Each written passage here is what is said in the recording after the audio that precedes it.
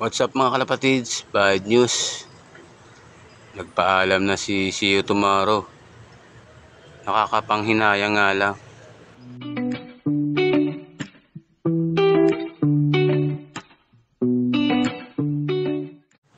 Nakapanghihinayang nga lang. Saka gusto na natin siyang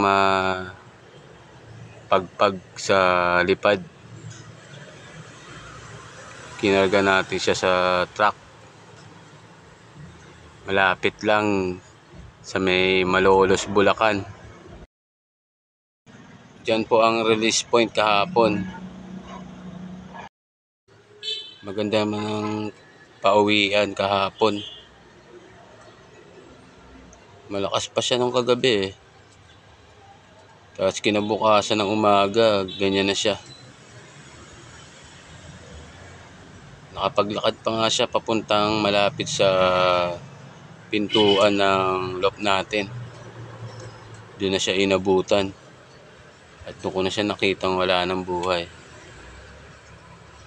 Pwede po kayo mag-comment kung ano po ba talagang nangyari sa kanya. Hindi ko rin po alam eh. Maraming salamat po sa mga tutugon. Dito nga pala po siya galing sa Arayat, Pampanga bago mag-Malolos, Bulacan. At ito na nga. Kahit papano ay kailangan natin silang bigyan ng magandang paglilibingan. Kasi ibang naidudulot nilang kaligayahan para sa atin. Kaya dapat lang na pahalagaan natin sila kahit wala na. At ito nga po ay okay na tayo ngayon ang paglilibingan niya.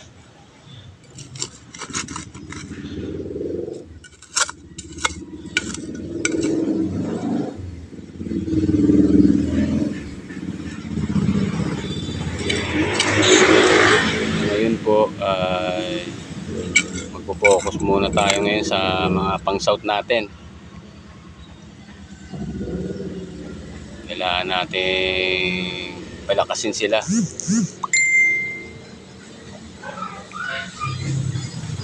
Abang-abang na lang po kayo sa mga susunod na video natin.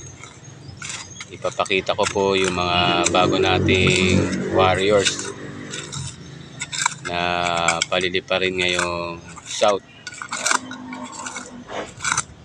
Sana panarin tayo.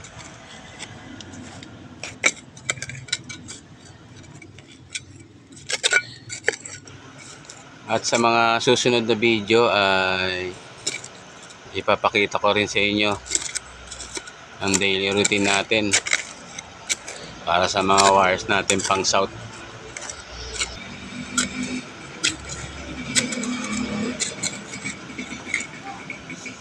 Simula Monday hanggang Sunday. Sana subaybayan niyo po ang mga video ko. At pasuportahan naman po yung YouTube channel natin. Lalong-lalo na dun sa mga kalapatids natin at sa mga newbie katulad ko.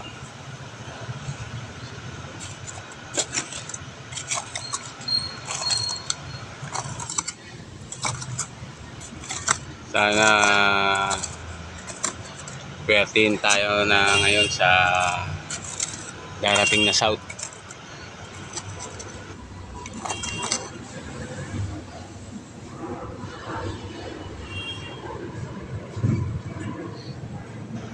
Ito na nga pala ang huling sulyap natin kay See You Tomorrow. Paalam kaibigan. Pero kalimitan sa mga pang south natin puro mga kapatid niya eh.